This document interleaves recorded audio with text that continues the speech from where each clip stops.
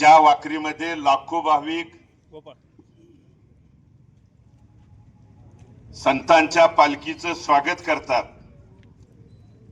मोठ्या आनंदानं वाजत गाजत विठुरायाच्या दर्शनाला त्या ठिकाणी जातात, तिथं आपल्या शेतकऱ्यांना आज रस्ता रोको त्या ठिकाणी आपल्या न्याय हक्काच्या मागणीसाठी करावं लागतंय। उपोषणकर्त्यांचा समाधानजी फाटे आणि त्यांच्या सोबतच्या तिघांचा आज चौथा दिवस आहे। प्रकृती त्यांची दासळते, प्रशासन त्यांच्यावरती उपचारासाठी दबाव त्या ठिकाणी टाकतंय, पण आपल्या माध्यमातून पोलीस प्रशासन असेल इतर सर्व प्रशासनाला देखील विनंती करणार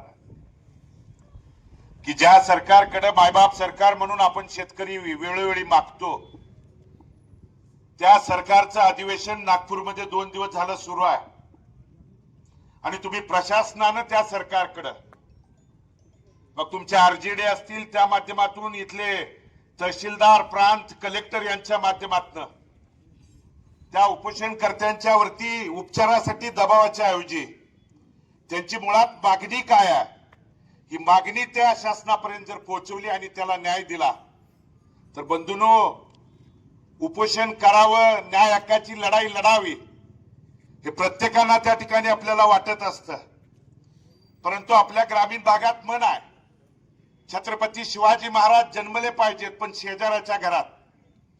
आणि ते उपोषणकर्त्याला जर विचारलं ती काय परिस्थिती होती, काय अडचण निर्माण होती, तर अतिशय बिकट परिस्थितीतनं मग समाधानजी आणि त्यांचे 3 सहकारी आज चौथा दिवस आहे आणि मागणी काय आहे।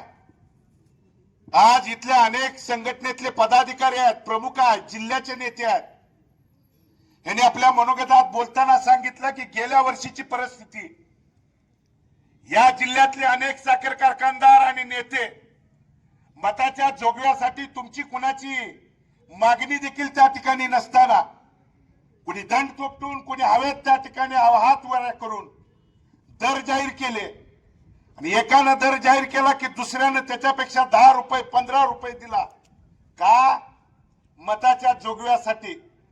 पण आज त्या निवडणुकीच्या नंतर वर्षाची जर परिस्थिती बघितली तर आमची संघटना आणि नेते आणि शेतकरी आणि समाधानजी आणि त्यांचे सहकारी तुम्हाला 4 रुपये वाढवून का मागतायत, तर मध्यंतरीच्या काळात अतिवृष्टीनं इथला शेतकरी पिचलाय, मोडलाय, दारातली सगळी पिकं त्या ठिकाणी पोटच्या मुलाबाळाप्रमाणे जोपासलेली पिकं डोळ्यासमोर उद्ध्वस्त झालीत। एकमेव पीक आहे ऊस पीक आणि त्या ऊस पिकाला 4 पैसे त्या ठिकाणी वाढून द्यावं ही आमच्या शेतकऱ्याची न्याय हक्काची मागणी आहे। पण या वर्षी गेल्या वर्षी हातवारी वर करून त्या ठिकाणी दंड थोपटून दर देणारे मात्र आज संगनमताने एकमेकाला फोन करून तू एवढं काढतोय काय, मग मी तुझ्यापेक्षा 15 रुपये कमी देतो, 20 रुपये कमी देतो, 25 रुपये कमी देतो। आणि मुळात संघटनेतल्या तमाम प्रमुखांना देखील आवाहन आणि विनंती करतो, प्रशासन असेल काही नेत्यांनी तुम्हाला गृहीत धरलंय, प्रशासन देखील म्हणतंय अमुक अमक्याला अमुक अमक्याच्या माध्यमातून सांगितलं की त्याची तीव्रता कमी होती आहे।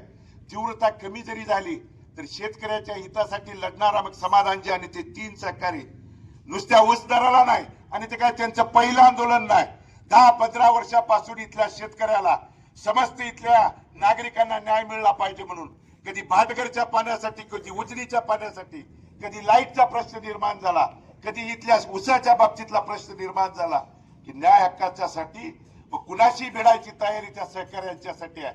आणि आज मी या ठिकाणी रस्त्यावरती आलोय, उतरलो यासाठी की चळवळीतला सहकारी टिकला, चळवळ टिकली तर शेतकरी त्या ठिकाणी टिकणार आहे आणि शेतकरी टिकणार आणि ती चळवळ टिकावी यासाठी बंधूंनो त्या ठिकाणी रस्त्यावरती उतरलोय। आणि म्हणून आज दुधाच्या दराच्या बाबतीत देखील आपण अनेक वेळा आंदोलन केली, कसं द्यायचं हे त्या ठिकाणी नेते मंडळी सांगतायत। आमची इथल्या संघटनेच्या आणि इथल्या शेतकऱ्यांच्या माध्यमातून एवढीच विनंती आहे, अधिवेशन नागपूरला सुरू आहे, फक्त दुधाची भेसळ जरी थांबवली, भेसळ आज जरी तुम्ही त्या ठिकाणी ठराव पास केला आणि भेसळ थांबवली म्हणलं तर आमच्या गायीच्या दुधाला जवळजवळ 60-70 रुपयेहून अधिक आणि म्हशीचा 100 रुपयेपर्यंत दर त्या ठिकाणी जाईल।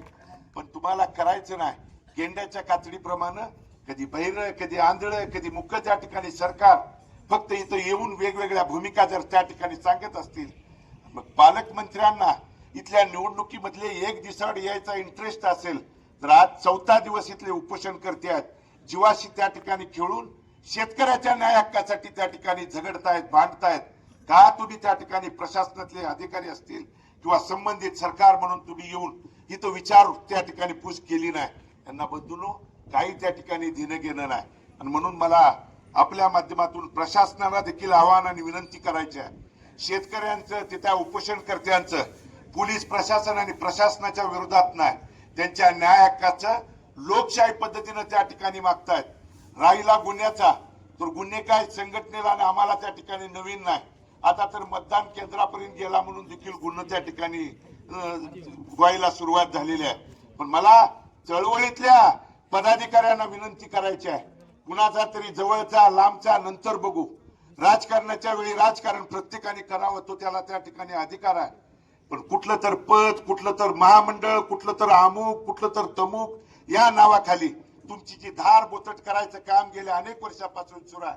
तुमची धार म्हणजे शेतकऱ्याची धार त्या ठिकाणी बोचट न होऊ देता शेतकऱ्याच्या न्याय हक्काच्या लढाईसाठी आणि मला आपल्या माध्यमातून पोलीस प्रशासन आणि संबंधित प्रशासनाला सांगायचं आहे की त्या 4 पोरासाठी रस्त्यावरती उतरलोय. कारण ती पोरं शेतकऱ्यांच्यासाठी, सर्वसामान्यांच्यासाठी उतरतायत आणि त्याला किंचित जर देखील काय झालं तर अख्खा पंढरपूर तालुका नव्हे, आजूबाजूचा परिसर चक्का जाम आणि बंद केल्याशिवाय त्या ठिकाणी राहणार नाही हे सांगण्यासाठी या ठिकाणी आलोय. आणि आम्ही बोलतो ते पोकळ बोलत नाही. एकदा उतरलो की उतरलो.